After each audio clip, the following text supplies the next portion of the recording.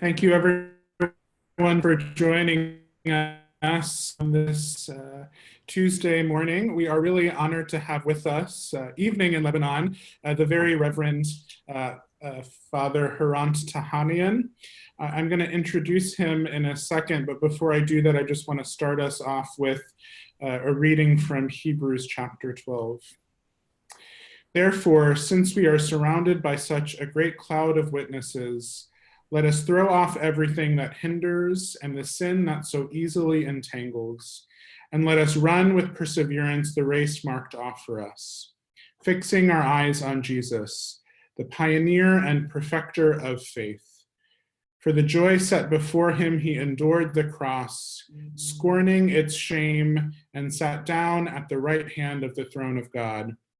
Consider him who endured such opposition from sinners, so that you will not grow weary and lose heart.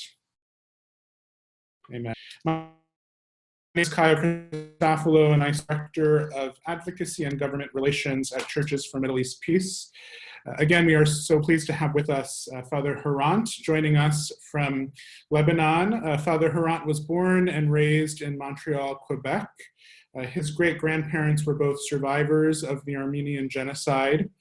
He has been educated in both Lebanon and in Canada, while in Canada receiving his master's at the Vancouver School of Theology. He was appointed to be the pastor of St. Gregory's Armenian Church in Vancouver. Since 2017, he has been based back in Lebanon as he was appointed to be the Ecumenical and Interreligious Officer for the Catholicosate of Cilicia in Lebanon, where he now lives. So Father Hrant, I want us to start off, for those who are viewing that might not be as familiar with the Armenian Orthodox community, could you please give us a bit of a background about the Armenian Orthodox Church, the community in Lebanon, the wider Middle East, and the diaspora? Yes, thank you, Kyle, and hello to all your viewers. I'm assuming most of them are in the United States, so either good morning or good afternoon. I think one fact that most people know about the Armenian Church is that Armenians are the first Christians.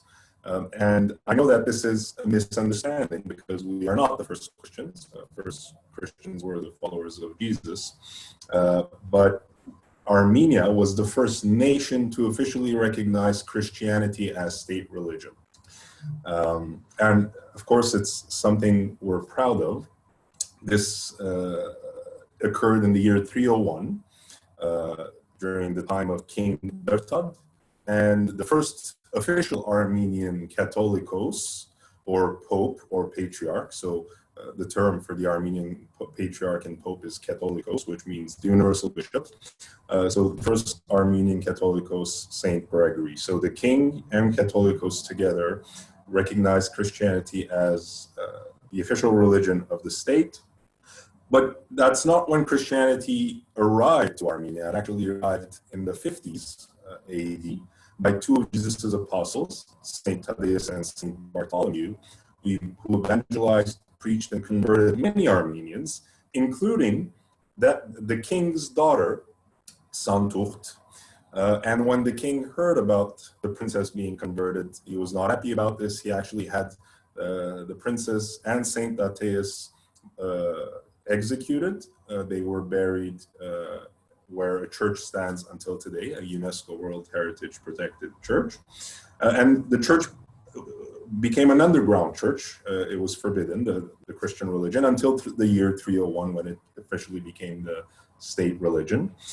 Since 301 until this day, the Armenian Church, of course, has continued to serve its people, but the demands and the necessities of its people have changed from time to time, especially because of the geographical location of Armenia on the crossroads of east, west, north, and south, where countless invasions have occurred throughout the centuries from different empires and conquerors. And Armenians, because of these invasions, were often repopulated.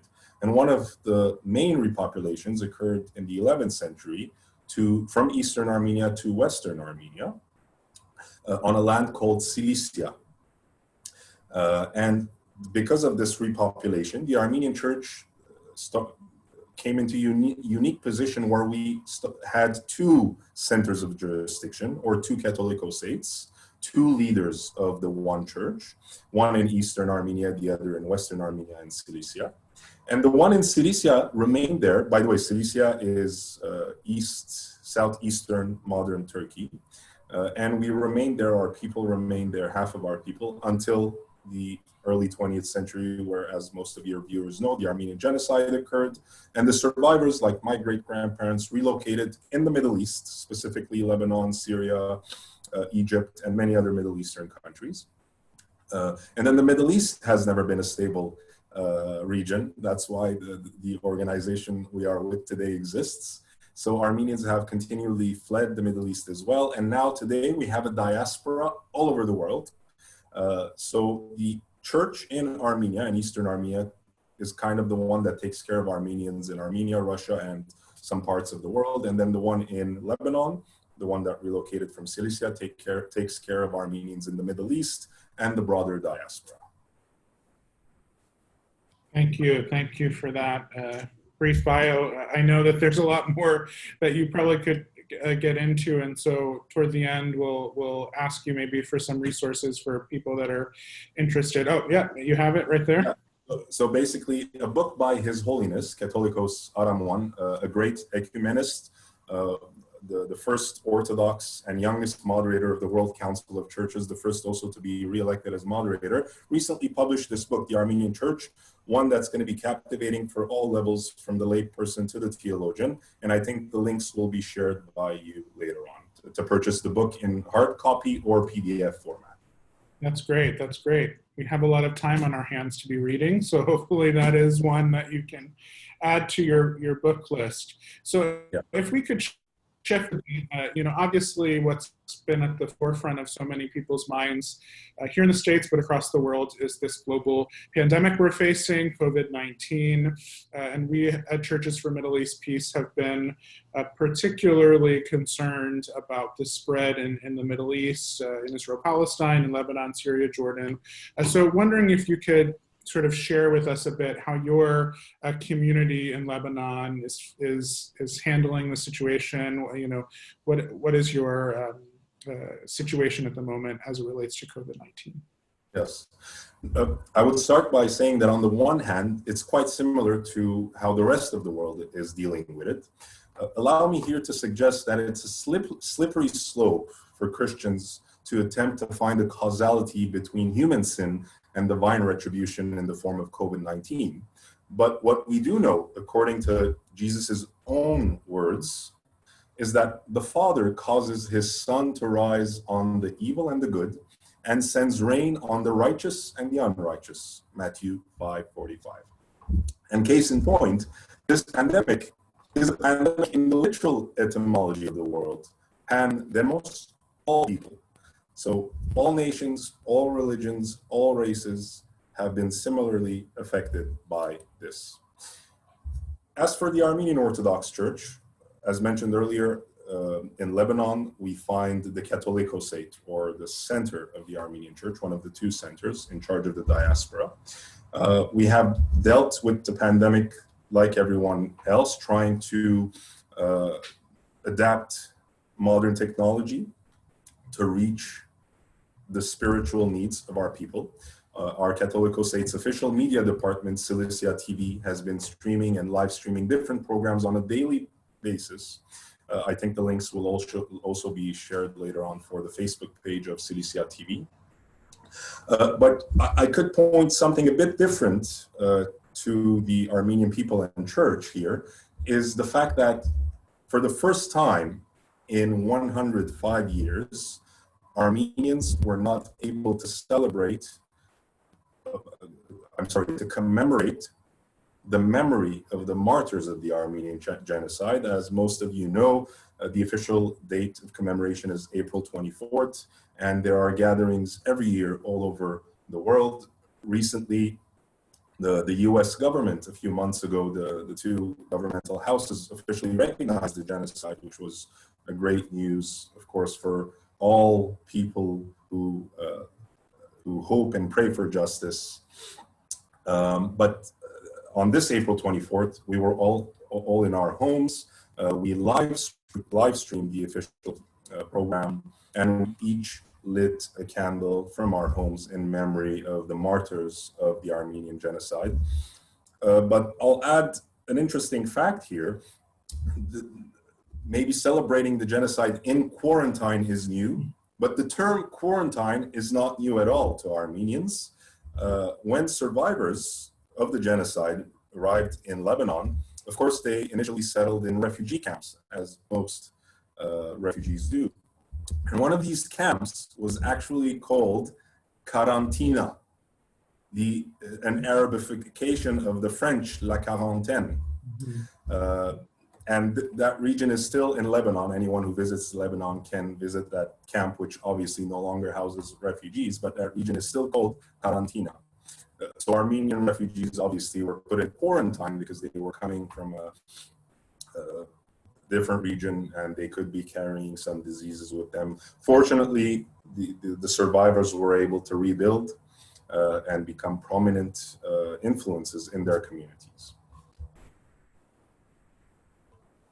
Thank you for that. Yeah, we're always eager to hear the creative ways that churches throughout the globe have been trying to continue community. And I can imagine that, especially for something as important as that commemoration of the Armenian Genocide, that it was difficult to be a part. But it's good to hear that, you were able to still hold on to that, as a defining moment for your community. And we hope that soon we can all be able to gather together in person.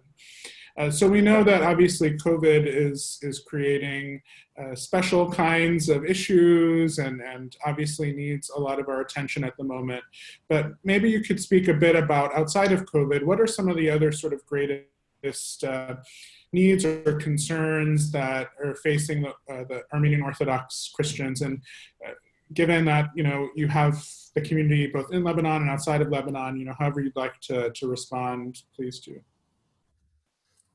Yes, well, one of the challenges faced by our church, and I assume most churches, is a financial challenge, since the faithful aren't able to visit, to come to church and offer their donations. And of course, with modern technology, one can still donate, but a lot of our parishioners are also out of jobs, and it's only in very few countries where the government is actually offering some kind of employment insurance. So that's one challenge the church is facing. And then many of our churches in the Middle East, including in Lebanon, you've heard over the news that Lebanon is in an economically difficult situation these days. One of the organizations I could mention here is the Bird's Nest Orphanage in Lebanon, in Jabail, in the region of Jabail. This orphanage was founded by Danish missionaries, and most importantly, the well-known Maria Jacobsen, in 1926 to take care of survivors, orphans of the Armenian Genocide, and they actually took care of tens of thousands of orphans.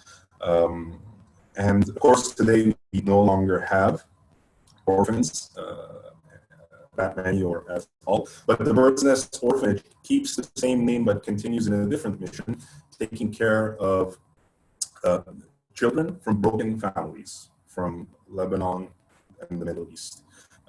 It's a very important mission, but of course, economically, they're facing tough times, and the number of children who are being applied to the institution has also risen because of the economic situation. So any help from our viewers, anyone interested to help the Bird's Nest Orphanage, can contact us, either me directly or through our website link that's being shared. Thank you. And yes, we'll make sure to have that in the chat if it isn't already. You alluded to it, and maybe this is a final question before we have a special message from you related to Easter. You did mention that Lebanon is facing particular economic challenges at the moment. There have been widespread at times protests against political leaders from October of 2019. Just wondering, how has your community been impacted by this unsettling political environment, obviously then amplified by the economic situation that we're dealing with related to COVID, but some of those were already in place before COVID, the economic struggles in Lebanon. So just wondering, and then especially sort of as a younger priest, how you have been engaging with young folks in Lebanon that are having to deal with bad economic situation on top of a global pandemic. Yes, yes. Well, for those who haven't been to Lebanon, I have to say it's a beautiful country. When they say that you can ski and swim the same day, they're not kidding, right? They have mountains and they have beautiful oceans, so you can do that and much more. And I would assume that no young individual in Lebanon would ever want to leave this beautiful country. But many have, many do, and many still are because of the situation. As you mentioned, for Lebanon, the toll has been much heavier considering the events that had already transpired before COVID-19, and the economy was already quite fragile. The hope of the demonstrators, of the Lebanese in general, and of course the youth who are looking at their future and hoping to have a livable future, was an end to corruption. Now, we know corruption exists all over the world, in every single country, because as human beings, we are not perfect. But some regions have more corruption than others, and unfortunately, the Middle East is one of those regions. As a result of those demonstrations, a new government was formed a few months ago, and it was formed in an attempt to meet the needs of the people of Lebanon. Those who had demanded an end to the corruption. Now, as some of your viewers might already know, Lebanon is a democracy, and elections are probably one of the freest, if not the freest, in the Middle East. But it's also a democracy with a system of confessionalism. Like any other system, it has pros and cons. There is no perfect system. Some people were even calling for a change of this system of confessionalism. But even if that system changed, the reality on the ground would remain that we have different confessions, large confessions. So my hope from, of course, the world in general, but more specifically our viewers here today, who are individuals, clergy and laity, that work for peace in the Middle East, is their active involvement in advocating with the US government, so that the US government and all governments have a positive participation in the nation building efforts of the Lebanese. No matter the fact that we have different confessions in this beautiful country, it's still one nation, the nation of Lebanon. And by positive participation, what I mean is not abusing the confessional alliance of Lebanon. So sometimes, as you know, governments use the different weaknesses of countries, but in reality, the fact that we have different confessions is not and should not be a weakness. It should be a source of strength. So my hope is for all governments to help Lebanon in using this source of strength for the betterment of its nation. May it be so. At Churches for Middle East Peace, we are definitely committed to encouraging through our network, through the advocacy of folks across the U.S. who are connected to our organization, to really be pushing for the U.S. government to take constructive policies toward peace building throughout the Middle East, including Lebanon. And so forward to continuing our conversation with you and making sure that we can educate our network as much as possible so that they can feel confident when they reach out to their congressional representatives as they push for, again, a constructive peace building and future for the people of Lebanon. We're going to switch soon to a message that we want you to give us, special for Easter, but I just wanted. And one last question. You mentioned the Bird's Nest, I believe, was the name of the orphanage yes. organization. Are there any other organizations that you would encourage people if they want to learn more about the community in Lebanon or offer their support through humanitarian organizations? Are there any other groups that you think we should be aware of? Well, of course, there's also a large number of refugees in Lebanon, mainly from Syria, because of this civil war that's been going on in Syria for over 8 years. And one of our diaspora communities was actually the Syrian Armenian diaspora community. Unfortunately, most of the Syrian Armenians have left Syria as refugees, and a big chunk of those refugees are actually in Lebanon. But they're still refugees. They don't have citizenship in Lebanon. There's no way for them to get that citizenship. So another way to, I guess, assist is by aiding the refugees. And if anyone is interested, they can contact our church at info@armenianorthodoxchurch.org or through the website that was shared earlier. You'll be connected to the right individuals to be able to participate. Thank you, Father Hrant. So I'll turn to you now for an Easter greeting and then a concluding prayer. Yes, thank you, Kyle. So for the spiritual message I was asked to share, I wrote down a few thoughts. Allow me to share them with you. I'll be reading it. And basically, I would like to answer a hot topic question. Can we do church from home? And considering we're still in the Easter cycle of the Christian calendar, more specifically, can we celebrate Easter from home, the most important feast as Christians? Church from the comfort of our homes. Innovative for some, iconoclastic for others. What we can all agree upon is its expediency in such a time as a global pandemic. Any other century, we would all be doomed to no church at all.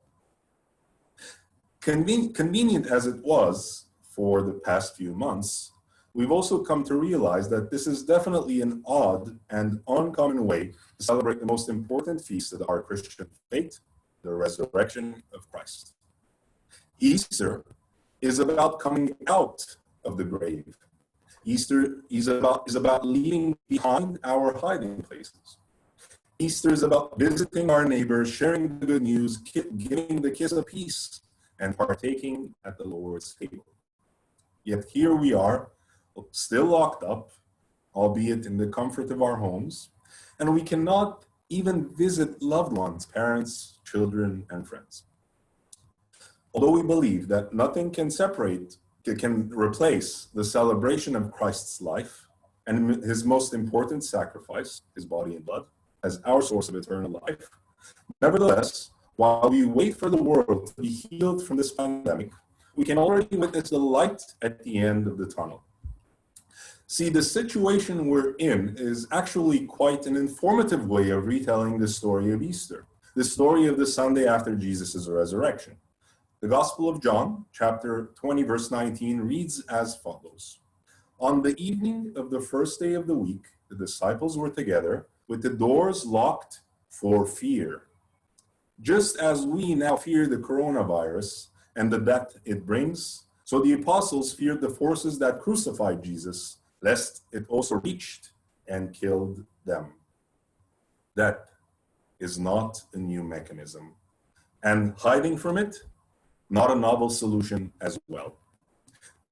A noteworthy example is the Passover in the book of Exodus. Something much worse than a plague visited ancient Egypt. A force of death so dreadful, it would take the life of every firstborn in every house indiscriminately. The Israelites survived by hiding and by following the instructions of Moses. They marked the doorposts of their homes with the blood of a slaughtered lamb. It did save them, but what was there more to this ritual, to this seemingly cosmetic antidote? In a time when the world is looking for a cure, a vaccine, God, on that day, hinted he was going to offer a remedy, but not something that would be useful for just one strain of a virus against one force of death. No. This cure, this medicine, if you will, was going to be a permanent one against all forms of evil, pain, suffering, and death. Because just as a vaccine working within our body goes against the source of our illness, Similarly, God sent his Son to oppose the source of humanity's biggest fear, death. Since the beginning, humanity has feared death. To be honest, it's not unwise to fear that because, well, it's not fun to die. And for such an important event in our life, it doesn't even ask an appointment. On this most amazing cycle and feast of Easter, we can continue to despise death, keeping us locked in our homes away from our loved ones, our church, our Christ. That is despicable. But we no longer need to fear it. For today, the doors of our homes and our hearts have been marked with Christ's blood, the true Lamb, and no form of death, not even the devil himself, can overcome the power of Christ. One final thought. Paul the Apostle paraphrases the Old Testament prophet Hosea in his letter to the Corinthians, 1 Corinthians 15:55. It is basically the rhetorical question of a triumphant one. Where, O death, is your victory? Where, O death, is your sting? The literal translation from the Hebrew Bible of Hosea's words are even more fitting for our situation today. O death, where are your plagues? O death, O grave, where is your destruction? I will tell you exactly where death is. It lies somewhere on this planet, close to a city known as Jerusalem. It has found its own grave. Paradoxical as it sounds, death has been put to rest for its greatest victory, killing the creator of life, also became its greatest defeat. As the one who died, Jesus, came out of the grave, but the one who killed death remained there forevermore. And the Easter hymn, the Armenian Easter hymn, joyfully exalts, Maham was Mah Gochyat. Through that, he crushed death and gave us eternal life. Amen. Amen. Thank you for that, Father Hrant. We are so grateful for your time with us. Was there a final benediction? Was that that you wanted to share with us, or? If the time permits, yes, I will give you the Armenian benediction. We'll do that briefly, and then we'll conclude as we've reached our time. Բահբանիչ եւ հույս հավատացելոց Քրիստոս Աստվածներ, բահյա, բահբանյա եւ օրհնյա, հավատացյալ ժողովուրդս քո, ամայն աշխարհի, ընդ հովանյա սուրբ եւ պատվական, խաչիվդ քո վիխաղության, Հրգյա հերևելի եւ հաներևույթ թշնամվույն, արժանավորյա կողությամբ պարավորելս քեզ ընթոր եւ ընծրփոքույթ, այժմ եւ միշտ եւ հավիտյանս հավիտենից. Amen. Amen. Thank you very much again, Father Hrant. It was a pleasure hearing from you, and we look forward to continuing the conversation. Thank you all. Thank you very much, Kyle and CMEP. Bye, everyone.